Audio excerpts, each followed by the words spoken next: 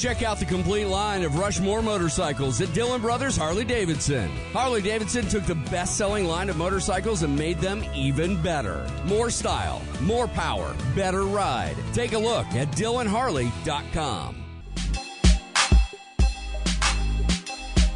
Selected as one of the top 30 sports talk shows in America. Sharp and Benning in the morning at 7 a.m.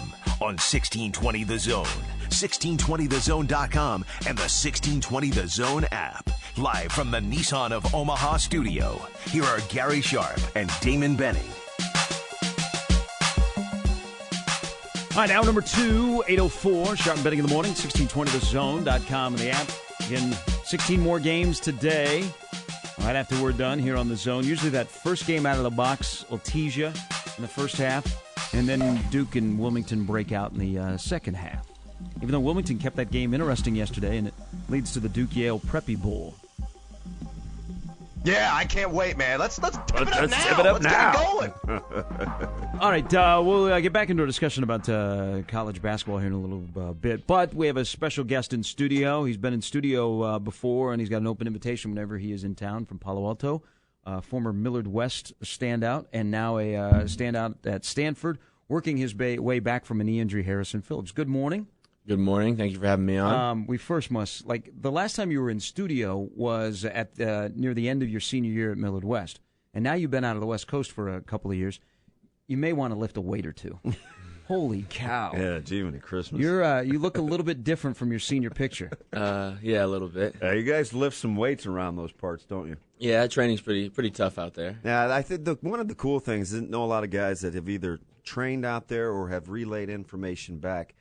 Your strength and conditioning program is, maybe not cutting edge, but you're rare in terms of the places you take your body and necessarily how you train, right? Like, before we even get going, talk a little bit about the different in the methodology and how they lift at Stanford. Yeah, I mean, we pride ourselves in being so intelligent, and so everything we do has an intelligent side of it. So we try to be as smart in everything we do. We try to, while we're training, we have all these different goals we have to set. We focus and finish. We have all these specific sayings, things we have to memorize, read quotes. It's very disciplined. And when it comes to the actual training we do specifically, it finds a way to push us to the absolute limit without injuring us or pushing us anywhere over. Our head strength and conditioning coach, Shannon Turley, he's won the awards for best strength and conditioning coach out there. And he has a very good method of working with. His big thing is getting us flexible and making us better athletes. That doesn't necessarily mean benching 500 and squatting 800, but as long as we are, flexible and full range of motions, injury prevention. That's the thing I'm talking injury about. Prevention. Those kinds of exercises that you do to take your body parts and put them in positions that they ordinarily wouldn't go, get you ready for when things happen in the game that are out of control, right? Yeah, the things that he's done, the numbers that they have versus prior to him coming to Stanford, and like the total number of quarters missed from injuries to when he got here, like within one season, the number of quarters it missed by injuries decreased by like 70%, just with the stuff that he's doing for injury prevention. All right, speaking of injury prevention, you are coming back from a knee injury. How is the rehab going, and what is the next step for you to get back on the football field? Right, so I'm 5 months post-op right now, so I'm running and jumping, doing plyometrics. I've got the strength all the way down, probably stronger now than I was prior to the knee injury. So now it's all about explosiveness, the fast twitch muscle fibers, going from doing my dynamic sprinting and 10-yard sprints to then like cutting and planning and going through bag work and stuff through the second portion of spring ball here. When I get back after spring break, I'll go ahead and put on the pads and go through some individual periods and hit some guys and stuff. Crunch. Yeah. We had the opportunity to at the Outland Trophy banquet. We had to talk to David Shaw a little bit. Talk to the offensive coordinator. We sat at his table. What is it about David Shaw that makes him so successful that we don't know as the people that are not inside the program? I would say one of the things that makes our program extremely successful is the stuff you don't know about the program is the reason why you don't know it about the program. Oh, great. That's a great line. Right. I mean, buttoned up around those parts, isn't it? It is. And there's so many meetings we have where we all go, all right, off the record, boys. And, we don't care if people are on our side or against us. You look back to the Northwestern game this year, and after we lost that game, everybody had us. I mean, not like we have the Nebraska fan base, but everyone kind of counted us out, and then all of a sudden we start winning. We have a guy up for Heisman, and we're everyone's favorite again and stuff. And so we really do not listen to the outside. We don't listen to press. We don't, in our interviews, we don't try to conduct anything around ourselves, push everything to the team. And Coach Shaw just has this – he's a great leader. He's young. He's driven. He's passionate. He knows what he's doing, and he gets all of us to listen. So – Hey, how much is and you off the air, and I want you to share it on the air, the lure of 3 letters, the NFL? You have a brand new defensive line coach, and you made a comment about he wants to make you guys money. When you're getting recruited, the NFL is out there. When you're inside of a program, how prevalent is it of we're gearing you towards the NFL with the goal still of making Stanford as good as they can be?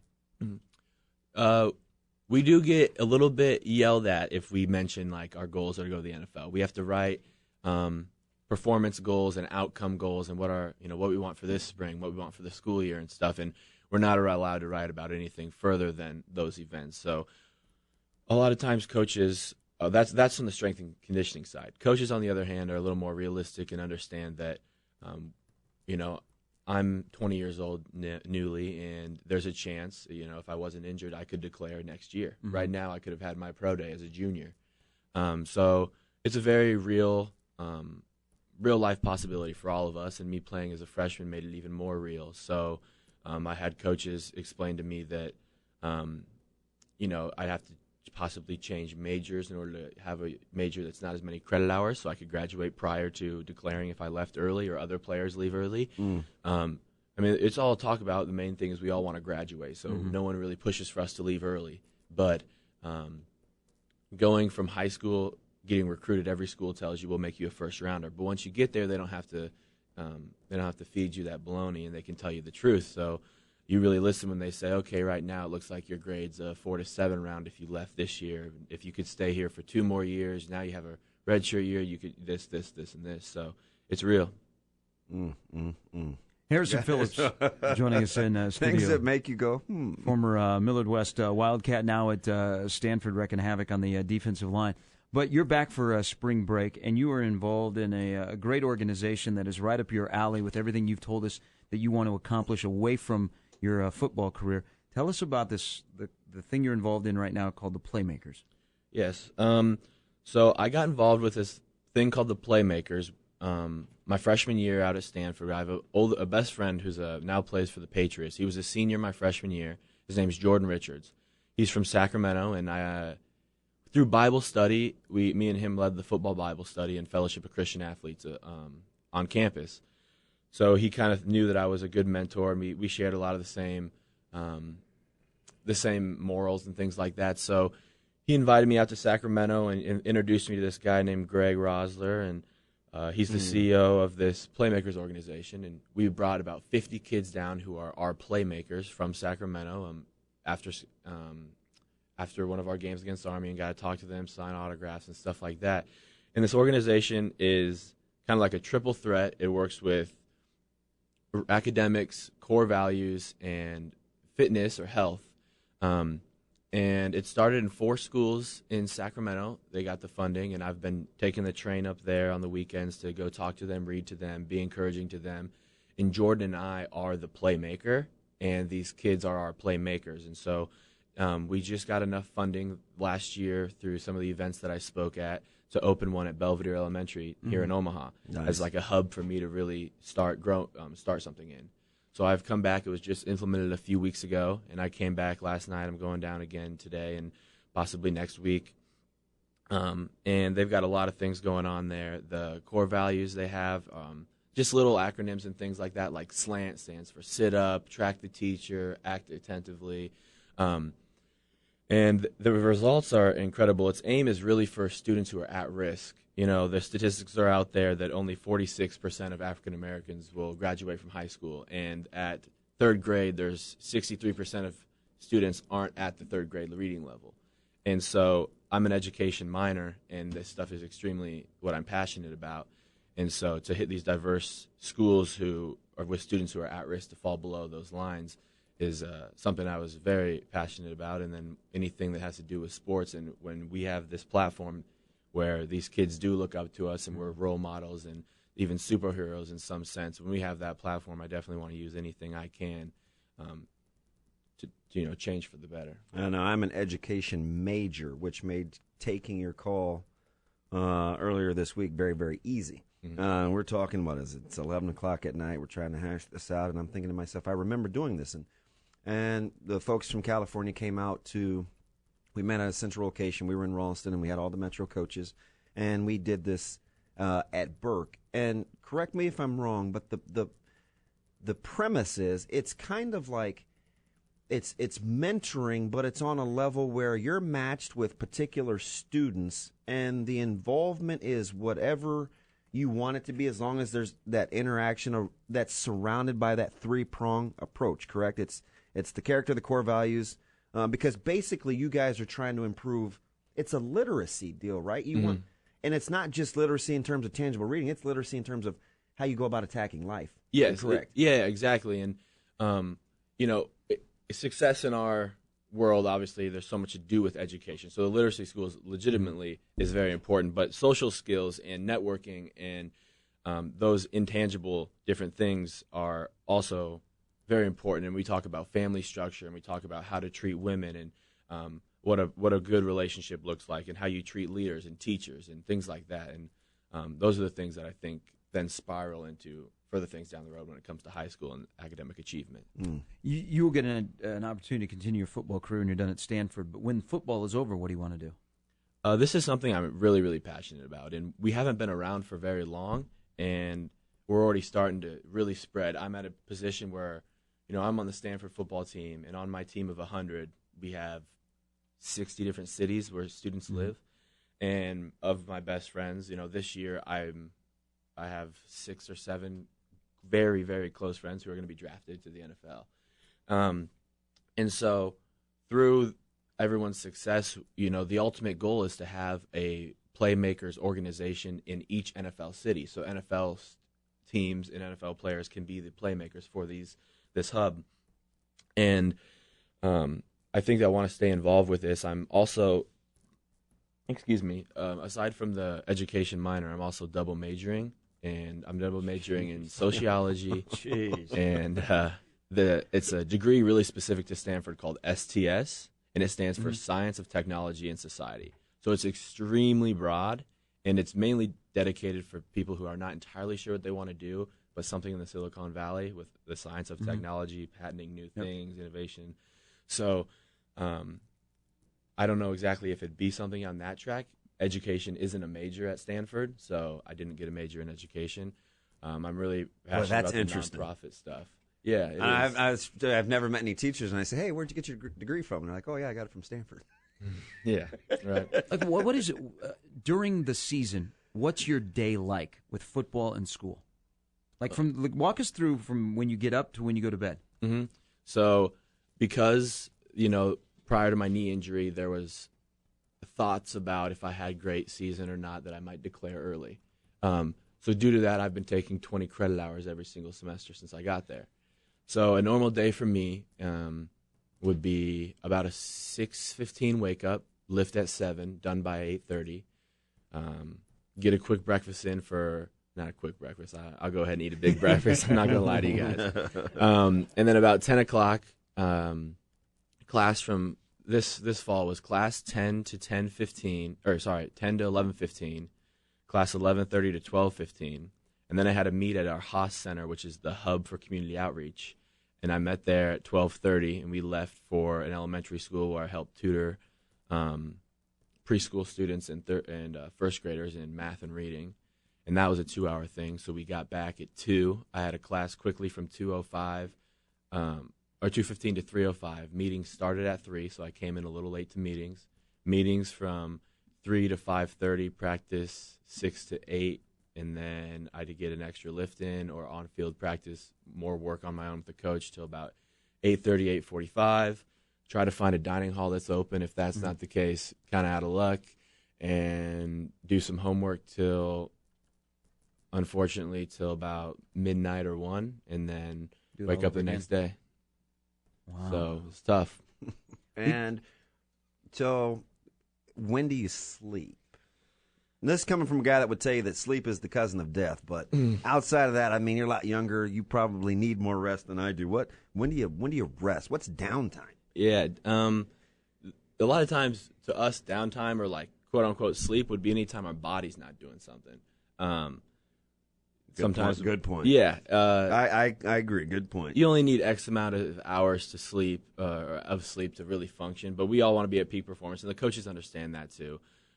Weekends are very, very big blessings. We also, the Thursday dynamic kind of changes where we only have an hour walk through practice to try to save the body. Friday we're on the road. We get to bed early there too. So we are well rested when it comes to game time. That's the most important. But when you stack, anything above 15, 18, 20 credit hours in a semester while you're putting 6 to 7 hours towards football at minimum a day, you kind of got to sacrifice something, and that's always social life number one, and sleep does come number 2. But what did 50 say? Sleep is for the broke or something like that, right? Hey, you can help Nebraska out here because Oregon comes to Lincoln in September, and Stanford has had great success against Oregon of late, and especially on defense, stopping that Oregon offense. What do you guys do when you prepare for Oregon on the defensive side of the football? What do you guys do that's so successful? The biggest thing for us is assignments. Everyone does their job, and I know it's you're taught that at a very young age, but you really do go past it. I know when we were playing Oregon my freshman year, we had a few read options where I was playing nose guard, but I was only weighing 250 at the time at a nose guard. You don't see that in the Pac-12. And so because of my speed, I was able to oftentimes spy the quarterback, and that just happened to be Marcus Mariota at the time. And so there were times where I'd be completely unblocked in like a zone read situation as a 3-tech, and my job is not to chase the running back, it's to fan or to stick block. And so as long as we stay on our assignments and do everything we're supposed to do, we rally to the football because their running backs are so dynamic. They have A, B, and C that can hit you, and they can run over you, they can juke you, they can jump over you. They're so dynamic. The athletes they have is unbelievable, and the speed. So if you can make the guy have to cut from you, there might be somebody else pursuing that can come and make the tackle. So we pride ourselves when we play Oregon specifically to make sure we do our job and to pursue the football. Is that your biggest rival? I know the Cal's the big game, but is Stanford the biggest rival, or is Oregon the biggest rival for Stanford? I think in the last 4 or 5 years, what history showed, I think Oregon is the game that we all get the most fired up for, and also Notre Dame. Notre Dame and Oregon game, everyone's really fired up for. And then anytime we play a California team, we want to be the kings of California. But yeah, Oregon and Notre Dame get us fired up. Well, hey, we appreciate you stopping Proud in. mom over there, just a smiling with that huge grocery barrel. Holy smoke! All right, so you'll be good to go. You have a good summer, and you'll be cleared, and you'll be able to go through fall ball. Yeah, that's no ifs, and ors, or buts about it. Hey, what's next for us? How can we help you with what you want to do, aside from continuing to be a platform? Like with this Playmakers organization?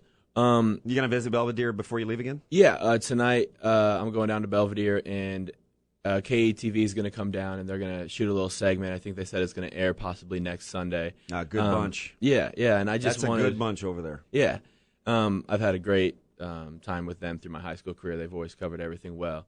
And yeah, I guess, like I said, just using this platform I have here to help people know that there's some big things going on in Omaha. And right now we're sitting at, I believe it's $25,000 is what it costs to fund a school for an entire year. And it's a 12-month program through the summer, too. And like I said, the things that they are doing are something I really, really support. And the statistics they have are about the students are increasing a full academic grade level in their reading in about 3 months. So we're taking students who are 4th or 5th graders reading at a 2nd grade level, and in 6 months they're now to a 4th grade level, and in a year they could be up to a 5th grade level in 5th grade. And on the website, theplaymakers.org, there's different places you can donate. It takes 400 people to donate $62 in order to fund a school for a year. Or you can make monthly donations, or we have some bigger funders who have helped place bigger donations here in Omaha to help get this organization started. So I think that's the next step, and what I'm trying to do is just to get as much funding as possible so we could implement this in more schools that have need, or at least ensure that it'll be around for next couple of years. And you're going to be back next month. You're going to bring somebody with you. For a little event we call the Jet Award. That's correct. I'm heading back here in April with Christian McCaffrey, who was up for the Heisman, who won the Jet Award, who will be up for the Heisman again. He's not a bad little player. He is unbelievable. I can't describe the things that kid does. Your coach, Stanford's offensive coordinator, whose name escapes me. We sat Bloomgren, Mike Bloomgren. Bloomgren. Yeah, we sat next to him and heard his story about being a GA and a high school coach, and getting Coach Callahan's stapled packets and kind of, and then all of a sudden he's an OC. He said McCaffrey, regardless of what level he's been at, just peer to peer, is the best practice player that he's ever been around. Where practice to games for him are roughly about the same thing because of the full speed tempo in which he attacks it. Yeah, and it's funny. I didn't have that in high school. I wasn't allowed to do that in high school, right, Coach? We don't want you hitting our guys. So the transition to college was the first time where I guess you coming into fall camp as a freshman, I'm trying to beat out fifth-year seniors to play. So it was game-like every single day. And Christian evolved. He was, roommates, and we're rooming together next year and stuff. He is my best friend, and we'd be on the practice field, and I guess I get a TFL on him and rub it in his face, reach a hand out to try to help him up, and he would not have that. He's a gamer, and when he walks on the field, he says his little prayer, and he turns into a different player. He's not too friendly out there, but he definitely gets the job done. If we're on the 20-yard line and it's a thud period, we'll thud him up on a 5-yard gain. Everyone will touch him, and then he'll just take off sprinting and run all the way down to the end zone. He's a great player. Well, hey, we appreciate you coming in, and what a great organization. For more information, people can go to the website, theplaymakers.org, and continued success on your rehab and on the football field, and we'll see you next month. Thank you guys very much. I look forward to seeing you guys, and again, thank you guys for having me on, share what I'm passionate about. Oh, much love. That's Harrison Phillips, former Millard West Wildcat, now a member of the Stanford Cardinal, theplaymakers.org. Sharp and Betting in the Morning, back after this.